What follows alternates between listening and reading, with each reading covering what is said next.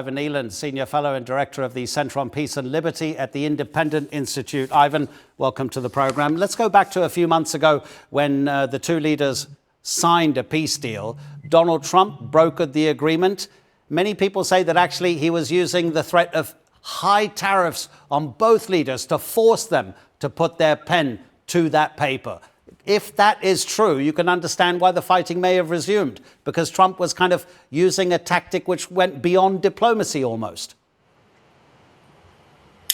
Yes, I mean, this is a tactic that he sets up because it gives him tries to get control of the situation.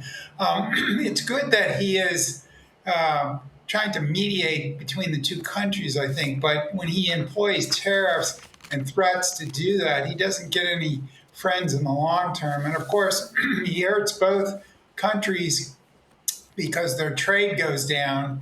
And so, that's sort of in the background there. But he, a lot of times, I think he really wants a Nobel Peace Prize. And so he's claimed, as your report says, he's stopped 8 conflicts. But the question is, does he solve them for the long term? Or are they going to flare up again? There have been other conflicts which may look like they may be flaring up in other places again, but we'll have to wait and see.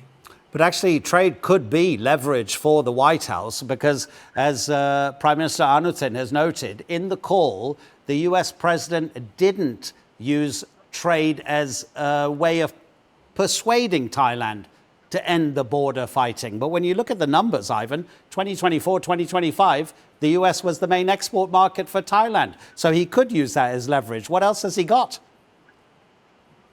Well, I think surely he can. But what I'm saying is that, this is a conflict between two countries on the other side of the world. They're very small countries.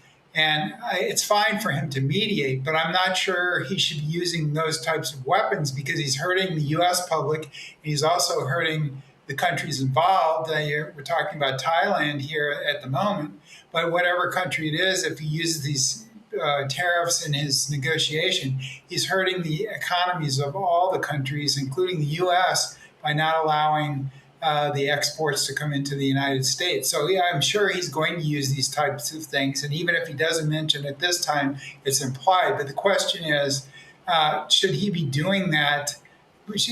Mediation is fine, but I think to use leverage on one side or the other, that's getting involved in the conflict to some extent. And I don't think the United States should be involved in this conflict. There are boundary demarcations which are unclear from the early 1900s. And presumably Donald Trump is not a great learner or a great student of history. Maybe he needs to understand the history if, as you're saying, he is seeking a permanent resolution rather than a temporary fix.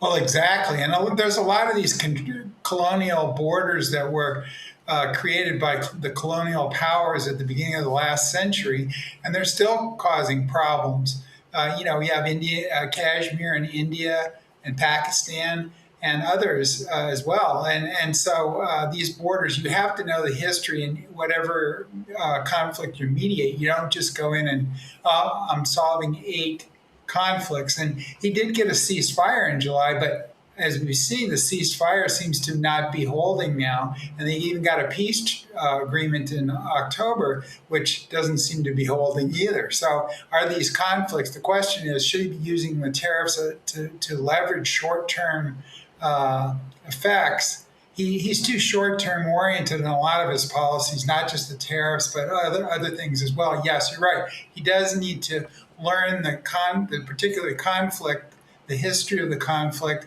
and the political and economic effects of the conflict before he goes in and tries to just tell everybody to stop or I'm going to put big tariffs on you. Ivan Eland, thank you so much.